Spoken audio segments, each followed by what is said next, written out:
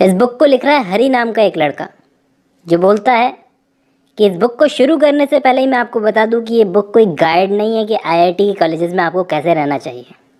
आपके खुद के ओपिनियंस हो सकते हैं इसको पढ़ने के बाद, आप जैसा चाहें वैसा समझ सकते हैं। कहानी मेरे और मेरे दो दोस्तों आलोक और रेयान के बारे में है। हम तीनों आईआईटी के स्टूडेंट्स हैं और उन दोनों से इतनी मेहनत होती नहीं है कि वो बुक लिख सकें, इसलिए मैं लिख रहा हूँ। अगर वो इस बुक को पढ़ेंगे तो डेफिनेटली वो मुझे मार देंगे। ऐसी ऐसी चीज़ें मैं इसके अंदर लिखने जा रहा हूँ। अब ये बुक आईआईटी के स्टूडेंट्स के बारे में है, तो इसका मतलब ये नहीं कि ये बुक आपको आईआईटी में एडमिशन दिलवाने के लिए एक गाइड की तरह काम करे, हेल्प करे ना। मैं, रेयान और आलोक तीनों इस दुनिया में लास्ट में बचेंगे ना, तो आपको प्रॉपर गाइडेंस नहीं दे सकते कि आईआईटी के अंदर एडमिशन कैसे लो, तो हमसे पूछना बेकार है। ये एक डिस्क्लेमर था जो मैं देना चाह रहा हूँ इस बुक को शुरू करने से पहले, जैसे फिल्म शुरू होने से पहले आता है। तो शुरू करते हैं। अब कहीं से तो ये किताब शुरू करनी पड़ेगी ना, तो बेहतर होगा वो वाला दिन जिस दिन मैंने आईआईटी को ज्वाइन किया था और पहली बार मेरी मुलाकात हुई थी रेयान और आलोक से। हॉस्टल के सेकंड फ्लोर पर हम तीनों का रूम था। अब हॉस्टल्स की तो परंपरा होती है, जब तक सीनियर्स तुम्हारी रैगिंग ना करे तब तक मज़ा कहाँ आता है। तो आधी रात में मैं तो अपनी आंखें मसल रहा था और हम तीनों को सीनियर से अटेंशन करके खड़ा कर दिया था। सीनियर का नाम था अनुराग और दूसरा सीनियर मेरी आंखों में देख रहा था, किसी सस्ते सीरियल का जानवर जैसा लगता था। वो आंखों में देखा, चिल्ला कर बोला, you bloody freshers dosing away, हाँ रास्कल्स, इंट्रोडक्शन कौन देगा तुम्हारा। मैं डर कर बोला, सर मेरा नाम Hari Kumar, mechanical engineering student, all India rank 326। फिर आलोक बोला, सर मैं Alok Gupta, mechanical engineering, rank 453, height 5 feet 5 inches, छोटा सा मोटा सा चश्मा लगाने वाला, प्रेस किए हुए साफ सुथरे कुर्ते पजामे में खड़ा था। Sir Ryan Oberoi, mechanical engineering, rank 91। Ryan serious tone में बोला, लंबा सा ठीक ठाक हैंडसम सा लड़का था, लूज ग्रे कलर की टी शर्ट पहन रखी थी और ब्लैक शॉर्ट्स। यू बास्टर्ड्स, कपड़े उतारो अपने, एक सीनियर चिल्ला कर बोला। फिर दूसरा सीनियर बोला, अरे बात तो कर लें पहले। और इसके बाद उन लोगों ने हमारे कपड़े उतरवाए। अब जब हम बिना कपड़ों के खड़े थे तब जाके पता चला कि हमारी बॉडीज़ में क्या फ़र्क है। आलोक और मुझे तो अपने गुब्बारे जैसे शरीर पर इतनी शर्म आ रही थी कि हम अपने पैरों की उंगलियां ज़मीन में दबा रहे थे और सीनियर्स हमारी चर्बी वाली बॉडीज़ को देखकर हंस रहे थे। रेयान का शरीर काफ़ी अच्छा था। फिर उन्होंने हमें झुकने को कहा अपने हाथों पर। जब हम दोनों झुके तो एक सीनियर अंदर गया और अंदर जाके कोक की 2 खाली बोतलें लेके आया। बोतलों को बजाते हुए बोला, सोचो मैं क्या करने जा रहा हूँ। रेयान बोला, सर आप क्या करने की कोशिश कर रहे हो। तू कौन है साले। इतने में रेयान ने जेम्स बॉन्ड की तरह कूदकर उसके हाथ से बोतल छीन ली। बोतल को तोड़कर हवा में जोर से बोतल हिलाने लगा और सीनियर से बोला, आ जाओ आ जाओ आ जाओ, मेरे लिए मजाक नहीं है, निकल जाओ यहाँ से, टूटी कोक की बोतल घुसा दूंगा।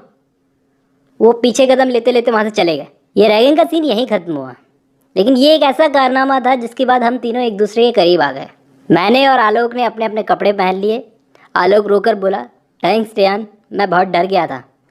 मैं बोला, हाँ रेयान थैंक्स यार। अब रेयान के लिए कोई बड़ी बात नहीं थी, ये बोर्डिंग स्कूल से आया था तो इसको ऐसे लोगों के साथ डील करने की एक आदत सी थी। इसके बाद हम लोग क्लास में बैठे थे।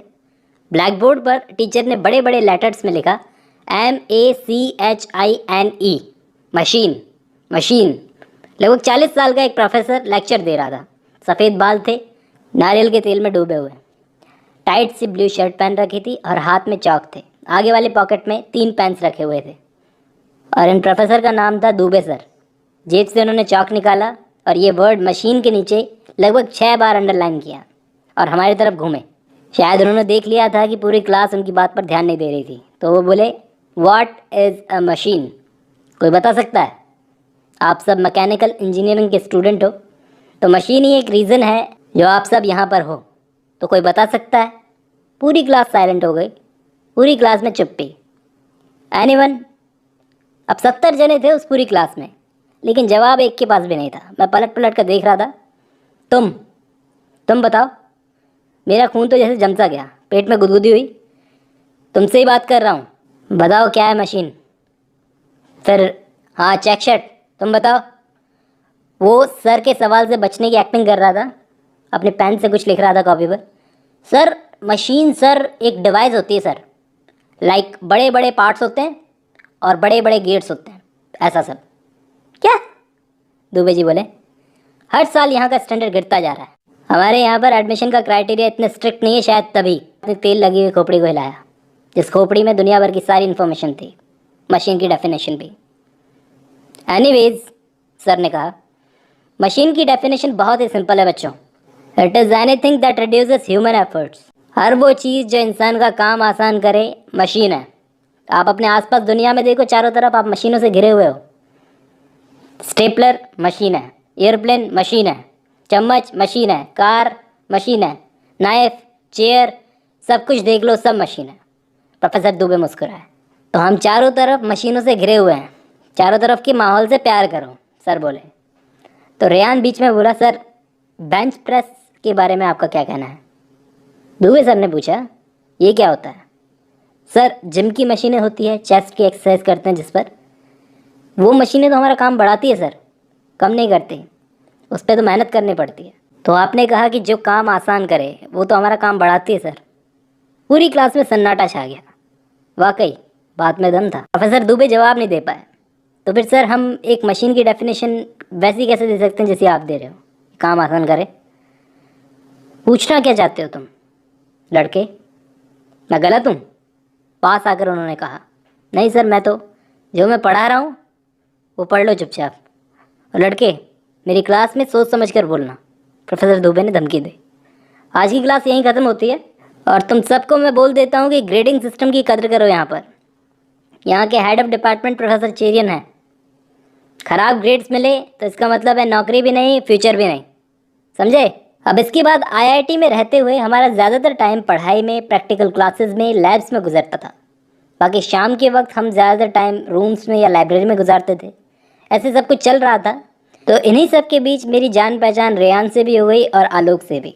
रेयान के फादर का कोई हैंडीक्राफ्ट का बिजनेस था और इसकी माँ भी कोई बिजनेस वुमन थी, तो दोनों बिजी रहते थे। जबकि इनका बेटा रेयान मसूरी के किसी बोर्डिंग स्कूल में पढ़ा था। भी वो ट्रैवल करते रहते थे तो अपने बेटे को संभालने उसकी पढ़ाई के लिए। और आलोक की फैमिली आई गेस कोई ठीक ठाक से भी नीचे थी, दूसरे शब्दों में गरीब कह सकता हूँ मैं। उनके घर में कमाने वाली सिर्फ इसकी माँ, जो कि स्कूल टीचर थी। अब एक स्कूल टीचर को क्या सैलरी मिलती होगी? तो आलोक की माँ की आधी सैलरी तो आलोक के फादर के मेडिकल ट्रीटमेंट में ही चली जाती थी। और ऊपर से एक और समस्या थी कि आलोक की एक बहन थी जो शादी के लायक हो गई थी। तो आलोक को देखकर लगता ही था वो कुछ खास सुंदर नहीं होगी।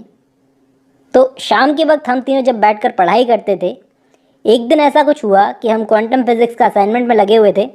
तो उस वक्त रेयान उठकर बोला अपनी मेज से, यार मज़ा नहीं आ रहा सर, पढ़ाई पढ़ाई पढ़ाई, कैसी ज़िंदगी हो गई है। आलोक तो लगा हुआ था अपनी पढ़ाई में। अचानक उसने सर उठाकर किसी पागल की तरह बोला, क्या? मैं बिस्तर पर बैठा हुआ था। इस रेयान को लग रहा था कि हम लोग किसी जेल में रह रहे हैं। तो आलोक बोला, आईआईटी दिल्ली का सबसे फेमस कॉलेज है, तुमको पता है ना? यार मैं तो जा रहा हूँ मूवी देखने के लिए, तुम दोनों चलोगे तो चलो, रेयान ने हमसे पूछा। प्रिया थिएटर में टर्मिनेटर लगी है। और असाइनमेंट कौन करेगा हमारे? आलोक ने पूछा। और सोएंगे कब? मैं तो राज़ी हो गया था और मैंने ज़ोर दे करके आलोक का भी काम बंद करवा दिया।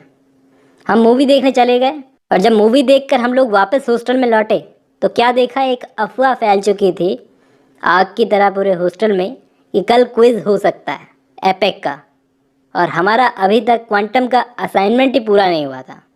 अब रात में हम लोग लगे अपने पढ़ाई में। तो आलोक मौका देखकर बोला, इस टाइम पर हमको फिल्म देखने नहीं जाना चाहिए था। ओए चूहा चूहा चूहा कहकर रेयान चूहे के पीछे भागा। अब वो अफवाह सही फैली थी, एक्चुअली क्विज हो गया।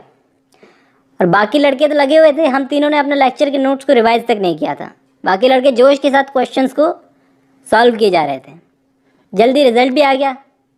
उनमें से मुझे 20 में से 5 मिले थे, आलोक को 20 में से 7 मिले थे, और रेयान को सबसे कम मिले थे, 20 में से 3। सबसे ज़्यादा का स्कोर था 17 नंबर का, और सबसे कम का था 20 में से 3 का, जो कि रेयान का था। आलोक का तो चेहरा ही उतर गया, दुखी था बेचारा। हम तीनों में सबसे ज़्यादा नंबर लाने के बावजूद उसके मुंह पर कोई खुशी नहीं थी, क्योंकि उसे कोई खुशी नहीं थी कि वो हमसे ज़्यादा नंबर लेके आया। खाने के वक्त भी बेचारे ने कुछ नहीं खाया, कोई 2-3 चीज़ें ली होगी, 2 रोटियां ली होगी, जबकि रेयान और मेरी प्लेटें तो भरी हुई थी।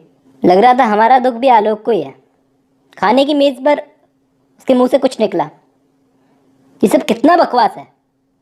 मैंने बोला क्या खाना? तू जानता है मैं किसकी बात कर रहा हूँ? हम लोग टर्मिनेटर देखने गए, उसकी वजह से ये सब हुआ। रेयान बोला तुम कहना क्या चाहते हो? ये सब मेरी वजह से हुआ? रेयान ने मेरी तरफ देखा। हरी ये सब मेरी वजह से हुआ? मैं तो चुपचाप आलोक के बकवास वर्ड को गिन रहा था। 5वीं बार, ये 6ठी बार, ये 7वीं बार बोला बकवास। वो बस बकवास बकवास तब तक बोलता गया जब तक बकवास का असर खत्म ना हो जाए।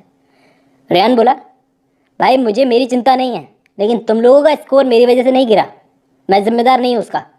क्या मैंने तुम दोनों से ज़बरदस्ती की थी हरी? उसने मुझसे पूछा। नहीं यार रेयान, लेकिन आलोक भी कहीं ना कहीं सही है यार। हम लोग आईआईटी में मज़े करने नहीं आए। अगर इस सिस्टम को तुम चैलेंज करते रहोगे तो ये सिस्टम पलट कर तुम्हें ही चांटा लगाएगा, जैसे अभी अभी खाया ना हमने क्विज का चांटा। इसके बाद रेयान ने खुद को थोड़ा सा कंट्रोल कर लिया। वो अपनी फेवरेट मूवीज सीरियल्स की बात नहीं करता था। असाइनमेंट करते करते वो सो जाता था, दीवार की तरफ देखता रहता था, और आखिर वो बोला आज की बकवास पूरी हो गई। इसके बाद आलोक बोला तुम्हें ये सब बकवास लग रहा है? तुमने यहाँ पे आने के लिए रट्टे नहीं मारे, लेकिन यहाँ आके जैसा मैं सोचता था वैसे एक्सपेक्टेशंस नहीं निकली। रेयान बोला फिर कहने का मतलब यहाँ पे टेक्नोलॉजी के नाम पर रट्टा रट्टा चलता है। फिर मैं बोला भाई रेयान, नौकरी भी उसी से मिलती है। आईआईटी का टैग किससे लगा है तुम्हारा? रट्टे से ही लगा है। रेयान बोला यार ये टेस्ट क्लास असाइनमेंट इन सब में लगे लगे नई चीज़ सोचने का किसी के पास टाइम ही नहीं है। मतलब इसी तरह खा खा के तुम मोटे हो जाते हो, तुम दोनों की तरह। और लोग क्या बोलते हैं, ये तो मेरे जेनेटिक्स में है, जैसे मैं बोल रहा था उस वक्त। चलो तो कल सुबह से एक्सरसाइज शुरू करते हैं, हमारे बीच में तय हुआ। रेयान मुझे बोला अरे तुमको तो एक्सरसाइज पर जाना ही चाहिए, कल सुबह से ही जाना चाहिए। आलोक बोला भाड़ में जाओ, मैं तो नहीं जा रहा। अब मैं बड़ा मोटा था, पूरी ज़िंदगी लोगों ने मुझे मोटा मोटा कहकर चढ़ाया है, तो मैंने रेयान के जोर देने पर सुबह जॉगिंग करने का फैसला किया। सुबह 4 किलोमीटर मैं दौड़ूंगा। उसके कहने पर 5 बजे उसने मुझे सुबह जगा दिया। मैंने उसे बोला भी कि मैं इतना ज़्यादा नहीं भाग सकता, तो उसने कहा एटलीस्ट ट्राई तो कर। अब जब मैं सुबह भागने लगा तो भागता भागता रुक गया, हाँफने लगा। तभी मेरे घुटने के पास आके कोई चीज़ मेरे टकराई। उसी टाइम मैंने अपने हाथों को ज़मीन पर टिका लिया और बस गिरते गिरते बच गया और ज़मीन पर बैठ गया। पलट कर देखा तो एक लाल मारुति कार। कौन मुझे मारने की कोशिश कर रहा है? मैं तो पहले ही मर रहा हूँ। आई एम सॉरी। एक जवान सी लड़की आई, लगभग मेरी उम्र की थी, लूज सी टी शर्ट पहन रखी थी, आंखों के सामने आई। शायद वो नाइट ड्रेस थी उसकी, नंगे पाँव थी। I am sorry, are you all right? अब लड़की पूछ रही है, मैं क्या बोलता। मैंने उसे गौर से देखा। हाँ, अब लड़कियाँ नाइट ड्रेस के अंदर अच्छी लग सकती हैं, आलोक तो अपने फटे पजामे में मरीज जैसा लगता है। अब उस खूबसूरत सी लड़की ने मदद के लिए अपना हाथ आगे बढ़ाया। इसके आगे की कहानी नेक्स्ट वीडियो में डिस्कस करेंगे। आज की वीडियो में बस इतना ही।